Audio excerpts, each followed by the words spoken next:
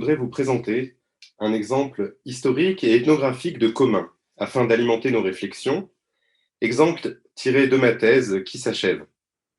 Mais avant cela, je voudrais remercier les organisateurs de ce colloque de me donner ainsi l'occasion de partager mes travaux, et tout particulièrement Hervé Brédif et Sylvain Lavelle, sans qui je n'aurais jamais entendu parler ni de commun, ni d'anthropologie. Répondre à cette invitation était pour moi la plus belle manière de leur dire ma gratitude. Je vous emmène donc au Brésil, et plus particulièrement dans le nord de l'État de Minas Gerais, à quelques kilomètres de l'État de Bahia. C'est dans cette région dite semi-aride que s'est déroulé l'essentiel de mon enquête de terrain de 20 mois, entre 2017 et 2019. Ma thèse porte en effet sur l'agroécologie, pour faire bref, à la fois les savoirs, les pratiques et les croyances qui circulent entre les agriculteurs familiaux d'une part et les agronomes et techniciens d'autre part. Et du coup, c'est dans le cadre de cette étude que j'ai pu séjourner dans la région dite des Gerais, que vous voyez avec la flèche orange. Gerais que l'on peut traduire d'ailleurs par commun, et qui sont une des étymologies possibles de l'état de Minas Gerais, l'autre étymologie étant les mines générales. Accrochés sur le flanc oriental de la petite cordillère qui traverse l'état de Minas du nord au sud, ces plateaux cristallins descendent en pente douce d'ouest vers l'est. Ils bénéficient ainsi de précipitations importantes durant la saison des pluies, caractéristique de ce climat tropical, entre septembre et mars, pluies qui arrivent de l'Atlantique et qui sont donc bloquées par la cordillère de la Serra Geral, comme vous l'avez vu sur les deux précédentes cartes. Ces grandes terres sont ainsi bien irriguées, et l'eau y était jadis omniprésente, comme l'indiquent les toponymes presque exclusivement associés aux sources d'eau ou aux cours d'eau. Là, un des principaux biomes du Brésil, le Cerrado, a prospéré sous différentes variantes écologiques. Il s'agit par ce terme de prairies arborées où les plantes xérophytes sont endémiques. On compare souvent ces plateaux à des savanes africaines, avec des arbres aux port noueux, des palmiers, des cocotiers, le tout sur des sols ferralitiques rouges délavés depuis des millions d'années. Or, sur ces grandes étendues s'est développée au fil des derniers siècles une forme de commun au sens d'Elinor Ostrom. En effet, peuplé avant la colonisation par des groupes indigènes, bien sûr, ce territoire a été progressivement occupé par des agriculteurs familiaux, qui étaient eux-mêmes des descendants de colons portugais pauvres, de chercheurs d'or qui s'aventuraient à l'intérieur du Brésil, ou d'esclaves noirs fugitifs. Une agriculture familiale très traditionnelle, faite de cultures vivrières, de maïs, de manioc, de feijon, de riz, s'est développée dans le fond des vallées, creusées par les cours d'eau, dans ces plateaux, et s'est maintenue jusqu'à ce jour. C'est le avant, comme vous le voyez sur cette carte. Mais il y avait aussi du bétail qui a pénétré dans l'intérieur du Brésil en même temps que les colons, et qui était un autre pilier constitutif de ce modèle d'agriculture vivrière. Le bétail était élevé de manière extensive sur les parties planes et surélevées des plateaux qu'on appelle les chapadas. Chapada, vous le voyez sur la gauche de cette carte, de ce schéma.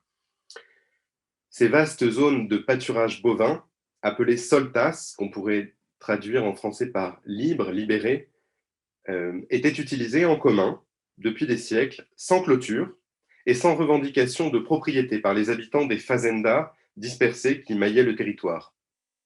Par un code déontologique partagé par ses producteurs, et qui a eu d'ailleurs ses lettres de gloire dans la littérature romanesque brésilienne, les bêtes des uns n'étaient pas volées, et on allait jusqu'à rapporter à son propriétaire ces animaux perdus après plusieurs jours de marche, des vaches qui seraient sinon égarées trop loin. C'est d'ailleurs certainement la montée de la thématique qui nous occupe dans ce colloque au sein des arènes internationales qui a conduit les agronomes militants de l'agroécologie, lorsqu'ils sont venus pour la première fois dans ces terres reculées dans le courant des années 90, à voir après coup une forme exemplaire d'usage du commun.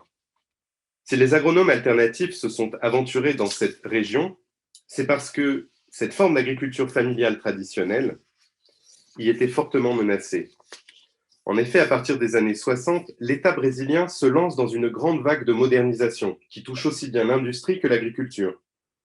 Commencée avec le président Kubitschek, la conquête de l'intérieur du plateau central brésilien se poursuit pendant les années de la dictature militaire entre 1964 et 1984. L'État qui voulait en finir avec la pauvreté et une population perçue comme archaïque décide de développer de grandes exploitations, des immenses monocultures d'eucalyptus. Ces arbres à croissance très rapide, lorsqu'ils sont bien arrosés, sont transformés en charbon, destiné à l'industrie sidérurgique, elle aussi en expansion, dans un état, Minas Gerais, connu par ailleurs pour ses mines. Donc, eucalyptus, charbon, charbon, sidérurgie. Avec toute la force de la puissance publique, ces agences nationales et régionales de développement et des banques, d'immenses surfaces sont ainsi recouvertes d'eucalyptus. Ceux-ci ont été concentrés donc sur les chapadas, c'est-à-dire les parties planes et surélevées des plateaux, qui sont les zones naturelles de recharge des aquifères. La réquisition étatique de ces terres, réalisée au nom de l'idéologie modernisatrice, se fait sous couvert du flou juridique de la propriété foncière au Brésil. C'est un problème historique dans ce pays de colonisation et qui remonte notamment à la loi de la terre en 1850 qui attribue la propriété à qui l'usage des terres. Mais jamais les agriculteurs très isolés et souvent analphabètes n'avaient fait les démarches d'obtention des titres de propriété des terres dont ils avaient l'usufruit depuis des générations. Sans titre, ces producteurs sont délogés et les alignements d'eucalyptus en ligne, après le passage des bulldozers et parfois l'usage du feu, éradiquent en quelques années le cerrado natif et mettent un terme à la pratique des soltas. De ce côté de la cordillère, les agriculteurs abandonnent l'élevage bovin, donc toute la partie qui se trouve sur les chapadas, et se retrouvent relégués dans le fond des vallées, comme vous le voyez toujours sur ce schéma. Le terme encurralamento, enfermement littéralement, désigne le sentiment et la perception visuelle qui les habitent à partir des années 1990. Cette tragédie du commun, orchestrée par l'État, est aussi une tragédie écologique.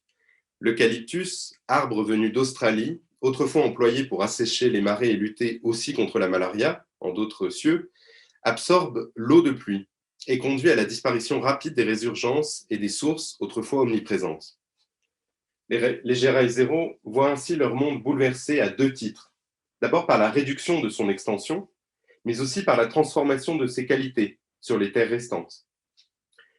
Cela est d'autant plus violent qu'au départ, l'État ne leur laissait pas le choix, puis il a progressivement cédé ces terres à des grands groupes sidérurgiques à partir des années 90 et 2000, souvent des multinationales telles Gerdau, très présentes dans la région de mon enquête. Pas de recours possible lorsque l'ennemi est sans visage, et ce n'est même plus l'État en vis-à-vis, mais des investisseurs étrangers qui évidemment jamais ne viendront se hasarder sur ces terres. Alors pour se défendre, les Gerais se structurent progressivement en associations de producteurs, toujours à partir des années 90-2000. Une association par communauté rurale, il y en a ainsi une centaine dans la municipalité de Rio Pardo de Minas, cœur historique des Gerais, où se déroule cette étude.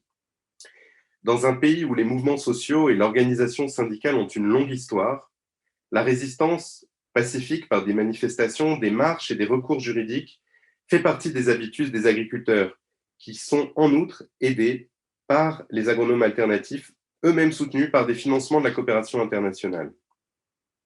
Cette organisation collective en association repose aussi de façon non explicite sur le papier, mais obvie sur le terrain sur une vie communautaire religieuse intense. En effet, dans ces communautés traditionnelles où les liens de parenté tissent des réseaux denses entre familles, la vie religieuse catholique occupe le quasi-monopole des chœurs, à la différence des régions voisines où les églises évangéliques se sont multipliées. Le culte, la prière collective et personnelle, l'engagement au sein des équipes pastorales pour le bon déroulement de la vie commune et de la vie des fêtes, tout cela constitue en quelque sorte l'ossature et le ciment de ces communautés. Le catholicisme y est très vigoureux, façonnant un ethos, des normes sociales et des valeurs assez traditionnelles, allant jusqu'à voir l'alcool comme un interdit biblique. C'est aussi la foi qui est le puissant stimulant des pratiques totalement agroécologiques de ces producteurs depuis une trentaine d'années, date à laquelle les religieuses de la pastorale das Crianças ont réussi à modifier les comportements alimentaires et à éradiquer une mortalité infantile encore très élevée à l'époque. Je développe tout cela dans ma thèse. Ainsi, la très grande cohésion sociale qui se reflète dans l'associationnisme, le versant juridique par lequel apparaissent ces communautés, est sous-tendue en réalité par une vie intense de communautés religieuses. Ces associations de producteurs parviennent au niveau très local à organiser une gestion collective de la ressource en eau qui commence à faire défaut du fait aussi du changement climatique qui raréfie les pluies. La pluviométrie générale reste à peu près la même, mais les pluies sont concentrées sur quelques jours et la saison des pluies se raccourcit. Par une organisation ainsi différente dans chaque communauté, c'est assez saisissant, les productrices et les producteurs locaux tentent de réguler les conflits potentiels liés à l'entretien des réseaux d'eau, aujourd'hui enterrés, alors que jadis c'était des canaux à l'air libre, et ils essayent aussi de réguler les conflits en amont de la distribution plus ou moins équitable à partir des barrages et des captations que chacun aura pu se prodiguer. Malgré la consommation très importante que requiert la production artisanale de farine de manioc, le manioc étant dans ces communautés la principale production, elle nécessite 15 000 litres d'eau par jour et par famille pendant le pic de production d'avril à août. Donc malgré cette consommation très importante, on observe que les relations sociales restent ainsi relativement apaisées au sein de chaque communauté, les homélies et le culte étant le lieu puissant de lissage des conduites et des discours. Or, les agronomes militants, dont je vous parle depuis le début, voient dans cet usage associatif de l'eau et dans cette ingénierie sociale très diversifiée selon les communautés, une nouvelle preuve du sens naturel des Gelaizeros à gouverner les communs. Mais ils ne retiennent pas son fondement religieux. Et c'est sur ce point que je voudrais conclure et justifier ainsi un titre qui aura pu paraître obscur à certains. Depuis une quinzaine d'années, le mouvement agroécologique dans le nord de Minas Gerais, appuyé notamment par le Centre d'agriculture alternative de Montes Claros, qui était ma base arrière, mais aussi par tout un réseau d'universitaires en sciences sociales. Donc ce mouvement agroécologique a réussi à unifier tous les collectifs de producteurs de la région, dans leur grande diversité culturelle. Or, pour parvenir à lutter ensemble, à exister dans un même mouvement qui vient en aide successivement aux uns et aux autres, et aborde en un même combat toutes ces résistances, eh bien chacun apprend à mettre sous couvert les éléments de son monde qui pourraient prêter à des accords, ou bien créer de la divergence.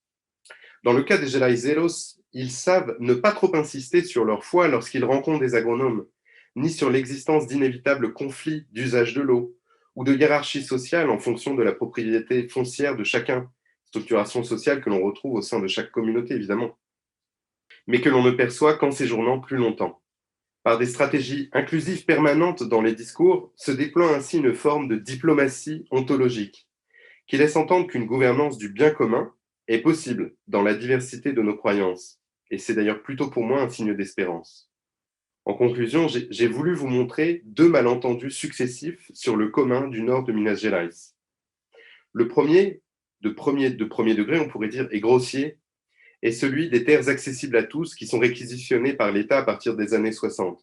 Accessibles à tous, donc free for all, elles sont littéralement volées aux producteurs. Le second malentendu est lui de second degré et plus subtil, plus récent aussi. L'idéal des associations de producteurs pour résister tel que les voient les agronomes militants masque en effet souvent des conflits sous-jacents, des non-dits, une très grande ossature religieuse et surtout un maintien de la propriété privée qui est souvent passé sous couvert pour des raisons diplomatiques. Je vous remercie.